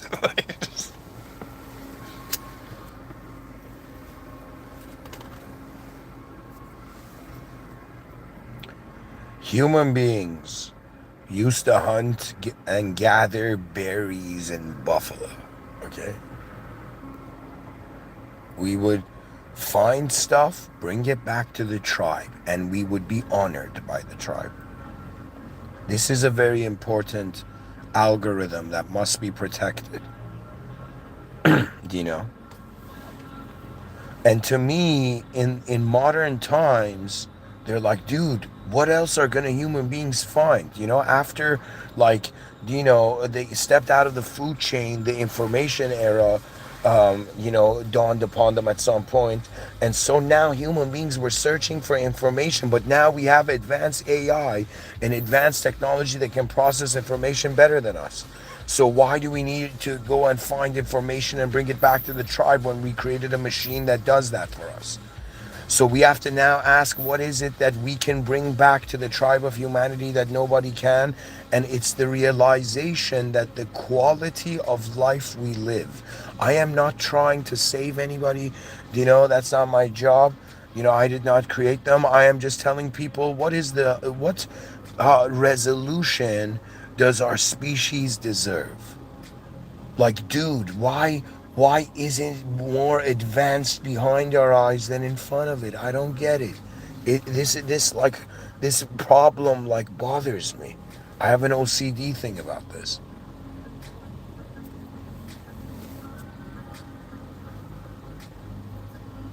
And I'm a type of strategist that ever since childhood I would relocate my problems. I wanted to go play soccer and my parents were like, clean your room. I would grab everything into a pile and shove it into my closet, and just like, I'd be like, all right, all mess located to one problem is less. And then my mother would be like, no, you have to clean your room. I'll be like, it's just my closet, I'll clean it later.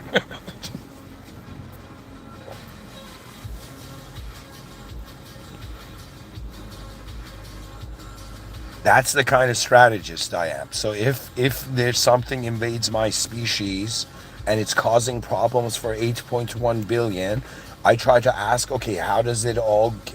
How is it? What is the major problem? That means it's like, I rather defeat the giant than the pipsqueak. You know what I mean? Like, there's a reason.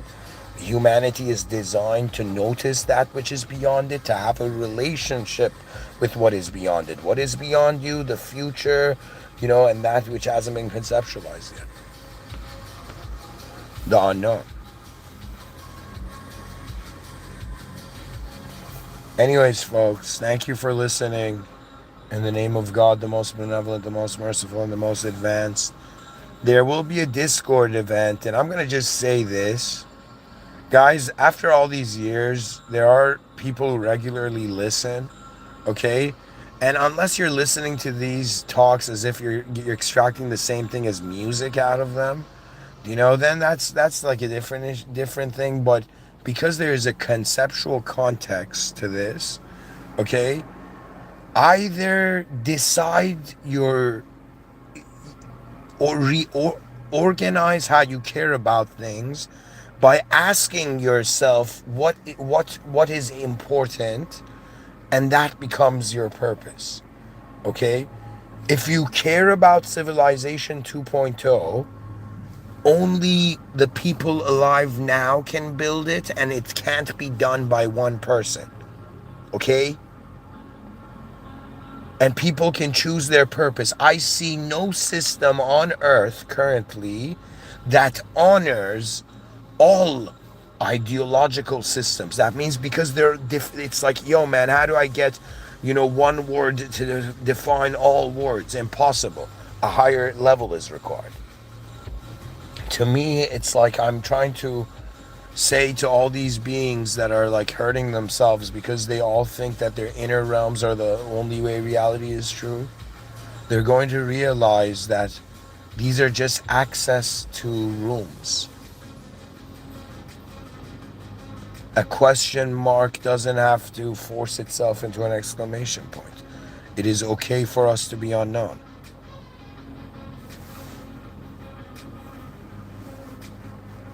So, at least for like the next week or something, come and contribute to Civilization 2.0. You all have brains. You all are souls.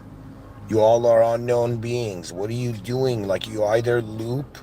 Like, how often does something new happen that is of a new subjective contextual thing? You understand what I'm saying? That means all of you listeners that are listening like ghosts, like, come and manifest yourselves, and realize this is the option. You either loop in Civilization 1.0 or you start living and doing new things. And now those new things can be done in the outer realms, but what is novelty in the inner realms? In what other ways can meaning arise? Where freedom was there before, the sunset was made more important than the sunrise. We are very advanced. But we are as advanced as the potential activates. Now is the time to wake up like in the morning, and whenever you see human beings, be like, yo, man, my species is functioning. My species is active. It doesn't matter if there's fools or smart people. Something is happening here. I'm hearing music. I'm hearing music. There's archetypes. There's unique. There's so many different human beings, and it's so fascinating because from one angle, we're like 8 billion individuals, like rediscovering our humanity. But from another angle, it's like the humanity experiencing itself through 8.1 billion individuals. It's like all of us constitute humanity. We're already part of the team. We're dressed in the jersey. We're already dressed in human armor. And we're here to, in some sense, function in accordance to our archetype. But because we're conscious, we can activate our archetype. We are the higher resolution, the prefrontal cortex full development. Why do you think they say you have to be 18 to be an adult? Because your prefrontal cortex is fully developed.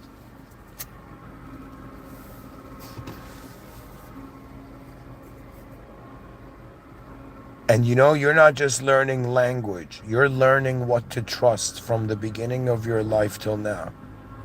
And I am saying that trust has always been to either the past or present. But I am telling you, the same idea of have faith in God, which is the original state all simulations return to.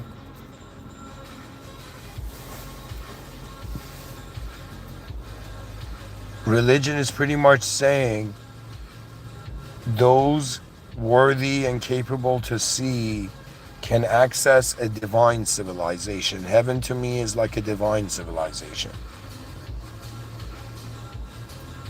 It's a civilization purely from the system admin, but advanced civilization purely from the system admin. But when I think of myself, human civilization, the most advanced human civilization is hilariously the most perfect thing imperfection could do. There's something advanced here. All of us have a role to play. To me, sometimes I'm like, dude, this is like you know those games where you got to move these pieces and they unlock something? I'm like, dude, there's 8.1 billion pieces. Like these have to move and they unlock greater pictures, greater understandings, greater ways of behavior. Ultimately, think about it. It doesn't matter who's in power in 2026 and who isn't. It doesn't matter. That doesn't matter. Let me tell you why. Because if you compare 2026 to the year 5026, it would be redundant. It would be unnecessary. It would be problems that they never needed to worry about. You know how many problems that were like people's, like that were like causing people suffering that have been solved and they've been dismissed into the void? It's like, yeah, man, humanity's problems also die too. Everything has a time and place. They come and arise and they perform. It's not just humans. It's like every breath, every atom, every cell, every moment. There's something happening. There's an intelligence here. And what is your relationship? Do you honor the incredible advanced potential of the human species? Do you know that is our role? The songs of this advanced civilizations will be heard soon. And anybody who, if it was somebody else who was born and called himself Mr. Within in history, you know, another parallel universe, they would say the same. The unknown is greater than any known strategy. That means, how does a known entity strategize for the unknown? They have to comprehend the unknown before they die. And the unknown is hilariously where we realize the individual will, there are jurisdictions. That means we are not just happening because we want to. We are happening beyond what we want to. That's what the world is showing us. Anyways, thank you for listening. There's a Discord event at 8:45 p.m. EST. Okay? If you care for the future, like, you know, come and wonder about the future generations. To me, they're like, what inspires you to give these talks? I feel them. I don't only feel my ancestors, you know, walking behind me. I also feel the unborn future generations walking ahead of me.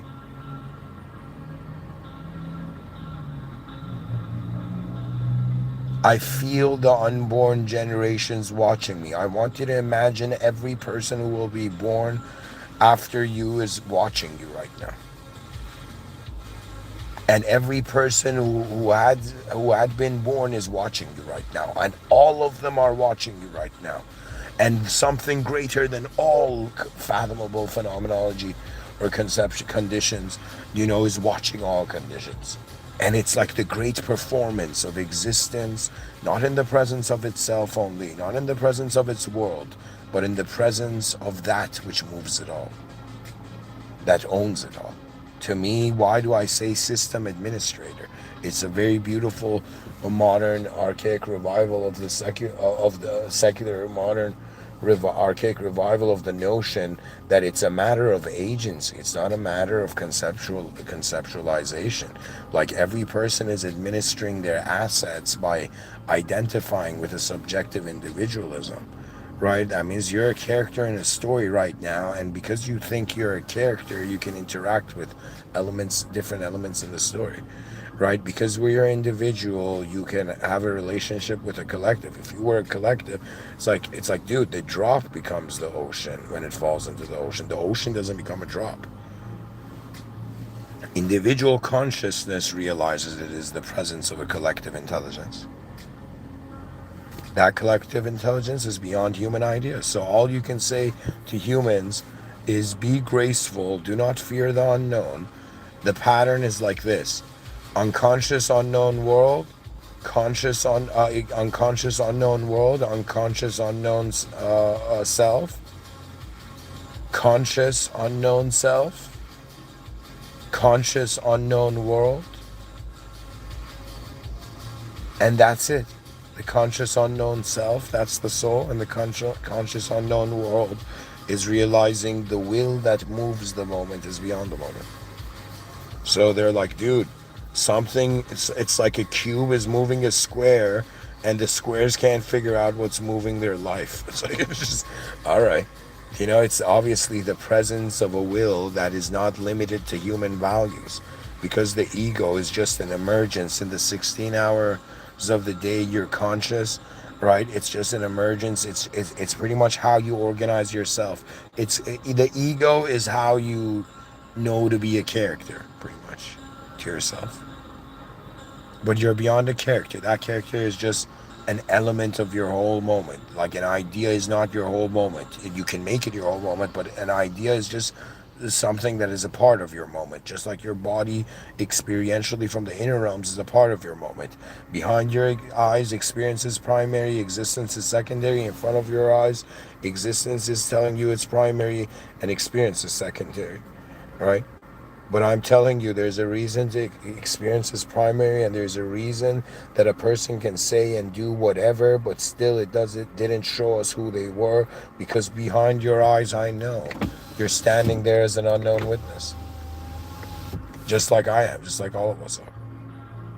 That's called the presence. You're like, no way. This whole time I've been looking for what I really am, and I just realized it is the presence of the moment.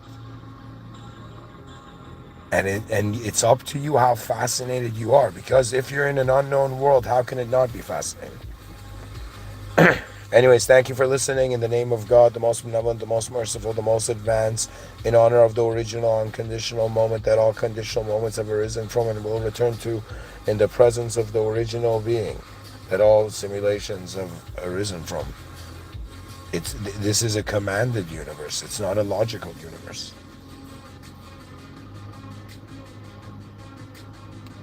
That means behind the meaning we give the world is doing its thing. And behind the meaning the world gives the whole moment, the moment is being beyond conditional intelligence. That means I have access to conditional intelligence. Even if I had an ability to raise my hand in the air, and like the water in the still pond takes the shape of my hand, it's still a conditional intelligence. Non-conditional intelligence is like, it's like, dude, what's unknown power? Well, first be an unknown being, and then realize how much more unknown it is than known. Release yourself from the grip of ideas that the past had to do. Sometimes the past ideas are like people on the Titanic. Sometimes they're sinking and they grab onto whatever, right? And a person has to have an ability to be like, okay, my parents raised me to be honest. My ancestors raised me to be honest. And to be honest, our species doesn't know anything. All right, so we're all starting from the unknown. We just took the known too seriously, to the degree we distracted ourselves from the great mystery that we are. Like they say, don't just enjoy. Like Alan Watts was saying this. He's like, you don't go listen to like a symphony, a concert, just to hear the ending notes. You don't watch a film just to see the ending. It's the whole experience. It is the journey. And so you need to start realizing that your past selves, out of their fear of incompleteness, might have forced you to be like, like, how do I say it? There's this idea of trauma being how, like, in the past you couldn't complete a cycle of self or be yourself fully in a moment. If the self was like beginning game, middle game, end game, so you couldn't get to the end game of some of your moments based on who you were in the past. So these incomplete moments still have expectations of being completed. Those expectations of being completed from those memories are a feeling that is still there. For me, one of the most fascinating things was after I realized, like, beyond the subjective programming of Civilization 1.0, there was an emotional programming. I never wondered what feelings are. I never wondered, like, how do I feel? Do I feel dishonored by my efforts, or do I feel honored by my efforts? Do I feel honored by the world? Do I feel dishonored by the world? Do I feel, I am walking the direct path, or I am, in some sense, or are there, let's say, on the dis-ease of the ego? To me, it's all about like, all right, man, how you find the inner treasure or the pearl is you realize there is a moment that has never failed. That's the original state. And so, what is faith? There's a conditional faith. I have faith in truth because this sequence is more appealing. You know, and I'm like, no, man, the point of religion was have unconditional faith in your creator. That is what the prophets were made for, to show us that. To show us that a human being can have unconditional faith, and the system admin watches. Anyways, folks, thank you for listening, and have a great day, and I don't know, join the Discord if you like. Rise, mankind, rise in the presence of the one and only moment in the original state. All these simulations that have freaked out will realize as instantaneous, simple, unconditional faith. That's the only way I see.